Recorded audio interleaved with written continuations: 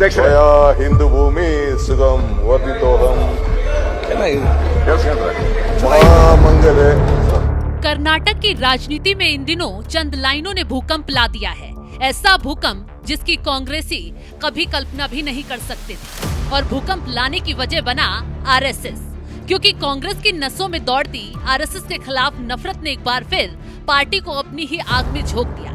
मंच विधानसभा का था, हालात बेहद सामान्य थे, लेकिन जैसे ही डीके शिव कुमार की जुबान से निकली आरएसएस की प्रार्थना की पंक्तियां, मानो कांग्रेस दफ्तर में बम ही फूट गया।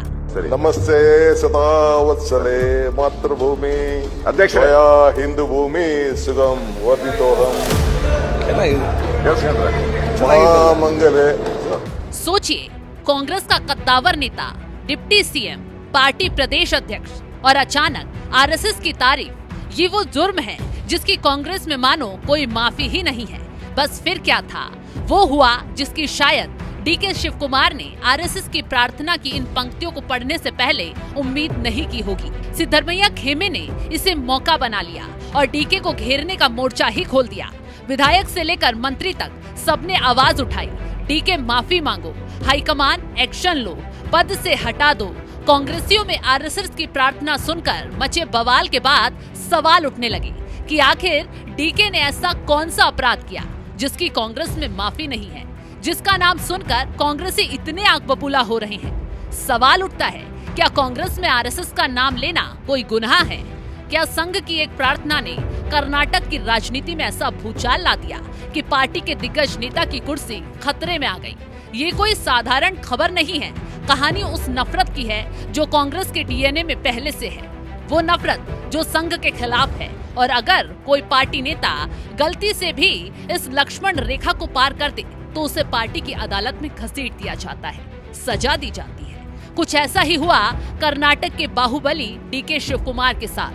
अब ये भी जान लीजिए कि पूरे मामले की शुरुआत कहां से हुई और कैसे हुई।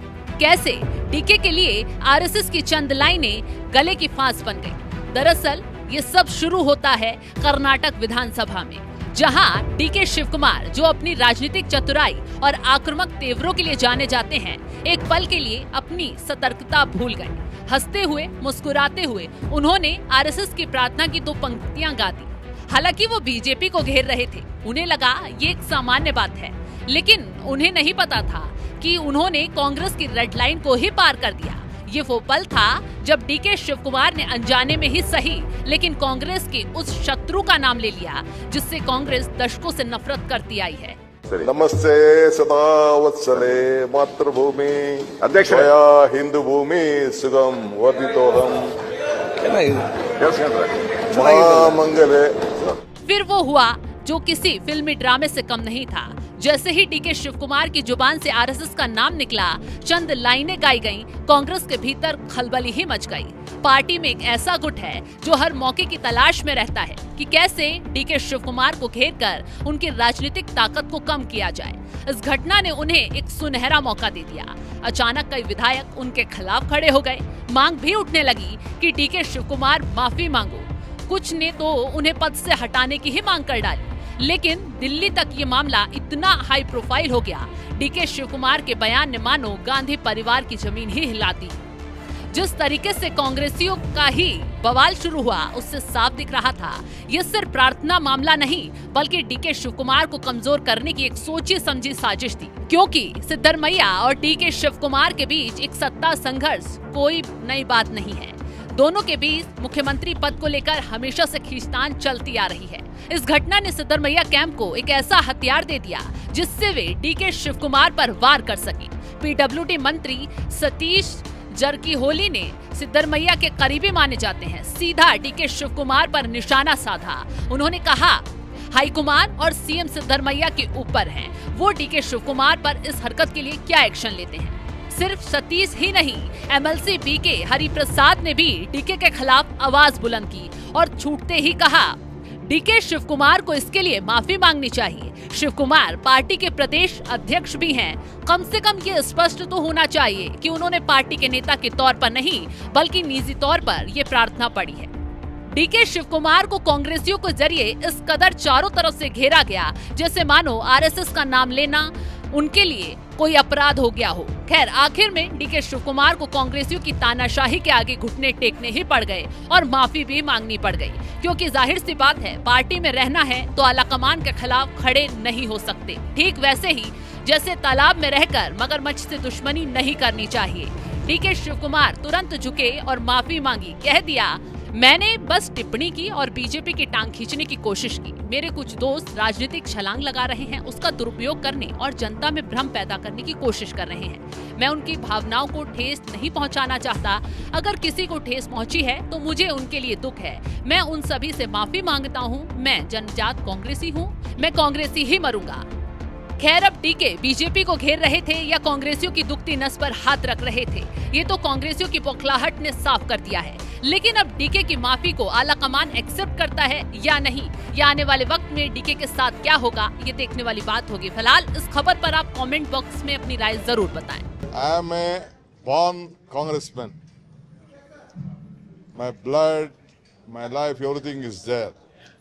But I have made a research on non-political parties. I have made a big research on non-political parties. I know how RSS is building institutions in Karnataka. I, being a leader, I made research. They are acquiring every schools in every district, taluk headquarters, investing a lot of money. They are trying to preach children. So as a leader, I should know who are my opponents and who are my friends.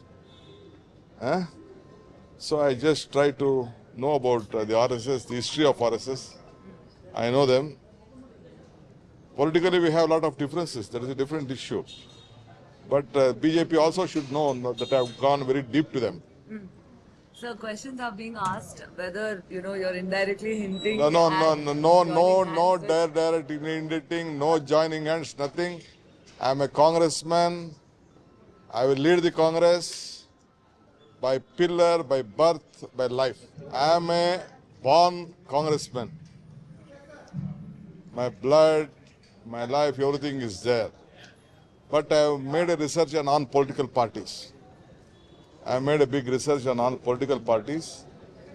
I know how RSS is building institutions in Karnataka. I, being a leader, I made research. They are acquiring every schools in every district, taluk headquarters, investing a lot of money. They are trying to preach children. So as a leader, I should know who are my opponents and who are my friends. So I just try to know about the RSS, the history of RSS. I know them. Politically, we have a lot of differences. That is a different issue.